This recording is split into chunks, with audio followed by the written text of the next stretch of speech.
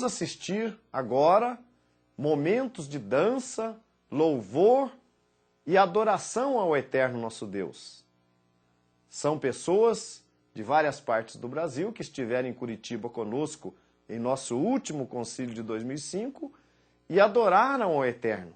Esse trabalho está gravado em DVD. Se você tiver interesse em adquirir, entre em contato conosco.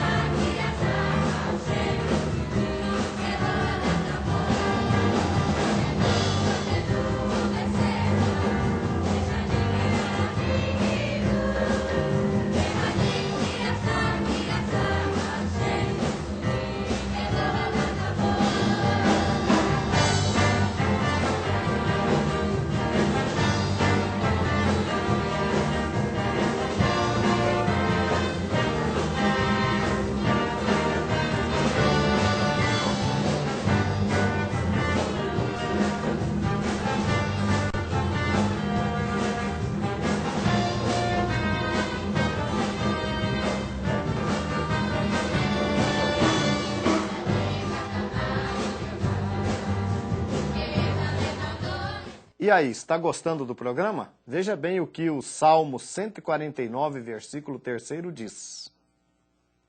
Quero que saibam louvar seu nome com alegria e dança, e com pandeiros e harpas entoem-lhe melodias. Daqui a pouco, mais dança israelita em louvor ao eterno nosso Deus. Fique conosco.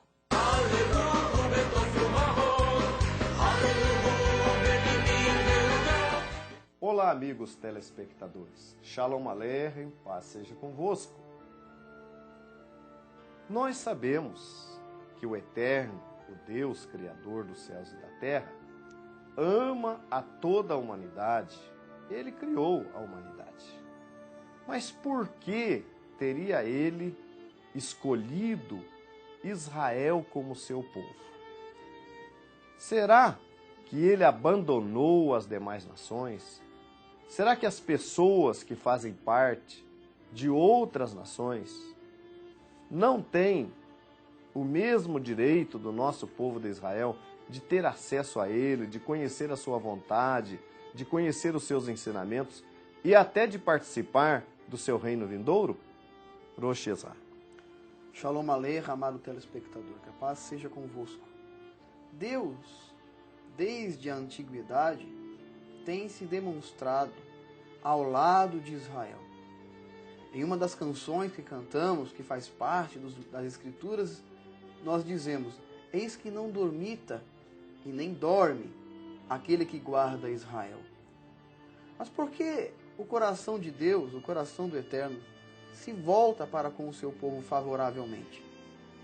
Porque, muito embora as Escrituras nos tragam inúmeras menções de que em tempos passados Israel se demonstrou muitas vezes até rebelde para com o seu Deus, e por causa das demais nações com as quais se envolveu, assimilou práticas até mesmo de idolatria, ainda assim o Eterno de Israel se mostra junto a ela, protegendo-a e a escolhendo para si, estando ao lado dela. Muitas nações se perguntam sobre isso, muitos gentios se perguntam sobre isso, e muitas religiões até se perguntam e dizem: não, Israel foi substituída por um outro povo. Mas seria isso verdade? Será que Deus teria realmente se irado com Israel a ponto de não mais a tê-la como seu povo e teria pego um outro povo no lugar do seu povo eleito? para chamar de seu povo? Será que Deus realmente não tem nada mais para com Israel? As Escrituras dizem que não, que ele continua ao lado de Israel, continua sendo o Deus de Abraão, de Isaac e de Jacó. Eu gostaria de ler com os nossos telespectadores um texto de Deuteronômio, Devarim, capítulo 9, versículos 5 e 6, que vai falar um pouco a respeito do nosso povo e um pouco a respeito das nações também. Será que o Eterno escolheu o povo de Israel porque o povo de Israel é melhor que os demais povos? Será que ele escolheu o povo de Israel porque as demais nações não servem? Vamos ver esse texto. Não é pela tua justiça, nem pela retidão do teu coração, que tu vens a herdar a sua terra, senão pela maldade destas nações, é que o Eterno teu Deus as desterra diante de ti, para afirmar a coisa que o Eterno jurou aos teus pais, a Abraão, a Isaque e a Jacó. Ou seja, Rocha, não importa o quanto as nações digam, olha, mas o que esse povo fez para merecer essa herança? O que esse povo teria feito? Esse povo talvez não seja mais perfeito do que as demais nações. Igualmente as nações, o povo de Israel muitas vezes também pecou. Mas Deus tem Israel como seu filho. E ele mesmo é quem exorta Israel. E ele diz, não é pela retidão dos vossos corações, mas pelo meu pacto com os vossos pais. E esse pacto é definitivo, na verdade. Exatamente. Deus faz uma aliança com o seu povo, com Israel. Mas ele diz aqui, não é pela retidão do seu coração que entras a possuir a terra, mas pela impiedade destas nações. Quando a gente fala que Israel é o povo do Eterno, muitas vezes a pessoa pode achar que é um privilégio. Mas não é, não. Você veja bem, se você for analisar a responsabilidade que está sobre esse povo, se você ler, por exemplo, Devarim, Deuteronômio, capítulo 28, você vai ver as maldições que viriam sobre o povo de Israel e que têm alcançado o nosso povo em função da desobediência. Então, essa aliança, esse acordo entre o Eterno e o seu povo, ou mais propriamente feito com Abraão, nosso pai na fé, ele implica numa série de responsabilidades do nosso povo para com Deus. Enquanto que as demais nações da terra que não adotam o Deus de Israel por seu Deus, estão livres de todas essas maldições que caem sobre o nosso povo. Quer dizer, você é meu povo. Se você obedecer, você tem todas essas bênçãos sobre você. Se você desobedecer, todas essas maldições vêm e te alcançam. Então tem um preço. Exato. Israel paga um preço, e aí a gente tem que considerar, por exemplo, os 6 milhões de judeus mortos. Exato. Né? Tudo. Por que aconteceu isso com Israel? Por que com nenhum outro povo da terra, nenhuma outra nação, aconteceu um morticínio tão grande como aconteceu com o nosso povo? Então o nosso povo paga um preço por ser o povo do Eterno. E paga um preço, inclusive, porque as nações têm um ciúme hoje, e uma inveja, na verdade, muito grande do povo de Israel. Eu diria que até inconsciente, né? Exato, até inconsciente. Na verdade, as nações não sabem muito bem por que elas estão se posicionando contra Israel. Elas não sabem. Exato. Elas estão se posicionando contra Israel, como eu disse, um pequeno país, né? Exato. Há aí centenas de países, ninguém implica. Exato. Com os outros países, por menor que eles sejam, mas implicam com Israel. Exato. Né? Por quê? E implicam, inclusive, e se sentem mal em saber que o povo judeu é um povo bem-sucedido. A gente tem que concordar que o povo judeu é um povo bem-sucedido, inclusive até financeiramente, cientificamente. Boa parte dos cientistas, a ciência moderna hoje se deve ao pensamento judaico. A filosofia moderna se deve ao pensamento judaico. Muitos judeus inventaram muitas coisas que hoje são parte da nossa facilitam a nossa vida diária, descobriram cura para doenças, coisas do gênero.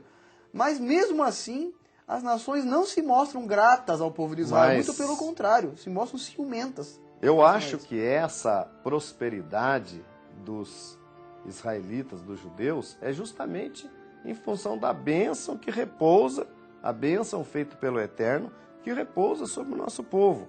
E isso provoca esse ciúme, esse sucesso financeiro, nos negócios, tudo, né? A gente vê, por exemplo, que Einstein, né? Exato. Era judeu, quer dizer, o que a ciência deve a Einstein, né? Isaac Newton era judeu e muitos outros cientistas.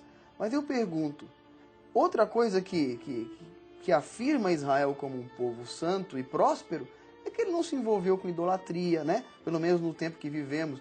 Israel como instituição não é uma instituição idólatra.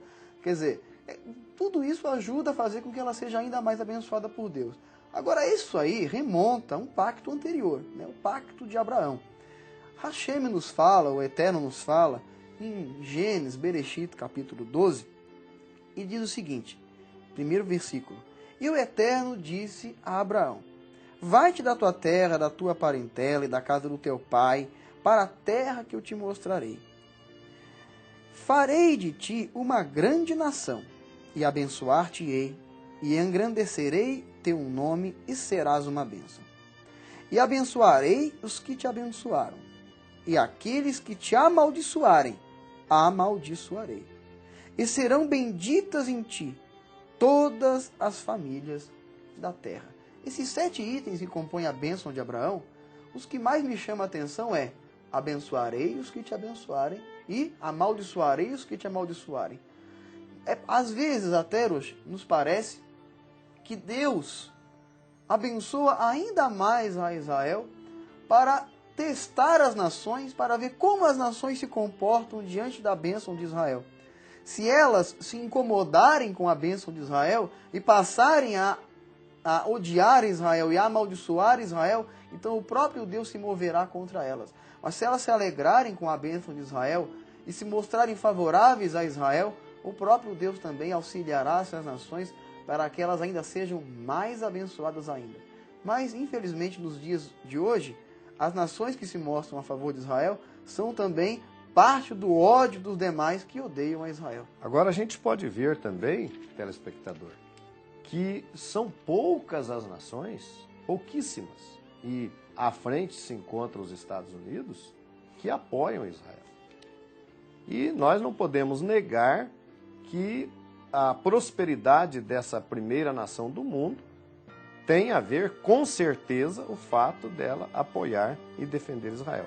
Muito embora a gente acredite pelas santas profecias que chegará uma época, e nós não estamos longe disso, em que mesmo com o apoio dos Estados Unidos, Israel vai ser atacado pelas demais nações. É verdade. Vai chegar um ponto que os Estados Unidos não vão poder mais fazer nada por Israel. Exatamente. Israel vai ficar à sua própria sorte, à deriva, e aí nós vamos ter uma profecia, o cumprimento de uma profecia que fala da angústia de Jacó.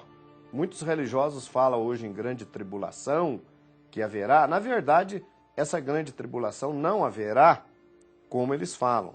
Haverá, sim, um motivo de tribulação para as nações, que será o Armagedon.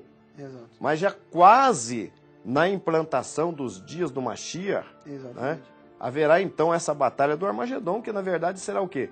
A reunião de todas as nações com seus exércitos no lugar chamado Armagedon, ao norte lá de Jerusalém, e a descida desses exércitos até o Vale de Josafá, para nós termos ali o cumprimento de outra profecia. Então, na verdade, o que acontece? As nações não entendem, eu quero insistir nessa tecla, que as nações não entendem por que se posicionam contra Israel. Na verdade, porque eu tenho dito que existe o mundo poderia ser dividido em 2 partes. Os que são contra Israel e os que são a favor de Israel.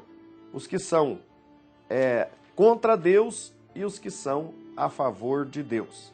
Então, colocar-se, posicionar-se contra o povo escolhido pelo Eterno é posicionar-se contra o Eterno. Agora, você falou aí da promessa abraâmica, né? Exatamente. Inclusive, Roche, Deus quando chamou Abraão, é bom que se diga que foi Deus quem fez um pacto com Abraão. Não foi Abraão quem fez um pacto com Deus.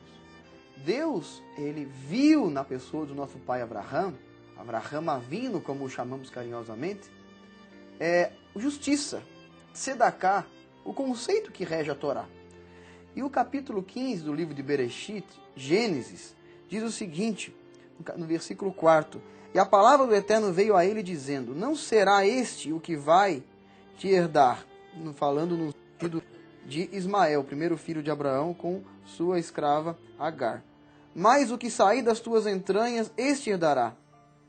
E o fez sair para fora e disse, olha as estrelas dos céus e conta, olha para os céus e conta as estrelas, se podes contá-las. E disse-lhe, assim será a tua descendência. E Abraão acreditou no Eterno. E nos versículos posteriores, Deus propõe um pacto com Abraão.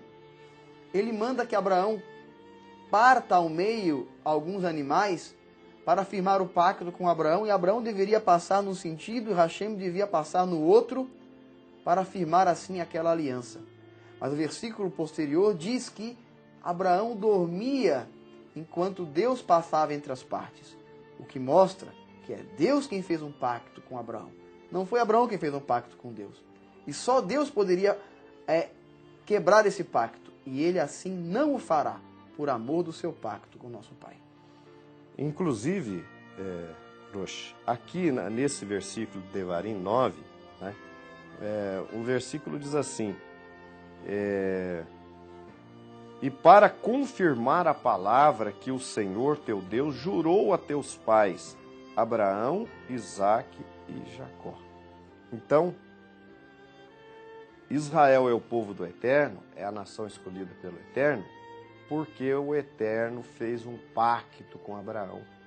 Nós temos que entender que o Eterno não vai quebrar, não vai alterar o pacto que ele fez com Abraão. Ele não vai alterar. Então, cabe às demais nações, aos demais povos, aceitarem ou se oporem, né? Na verdade, aqueles que aceitam o que o Eterno tem dito, são abençoados com a bênção de Abraão, né? Essa bênção é estendida até eles. Exatamente. Mas reconhecer que o Eterno fez um pacto com Abraão, não é por amor a Israel, não importa se Israel é bonzinho ou deixa de ser. Exato. Inclusive uma pessoa entrou em contato conosco e perguntou se a gente, que com guerra não se consegue nada, se a gente é a favor da violência. Claro que não. Nós não somos a favor de guerra, a favor da violência.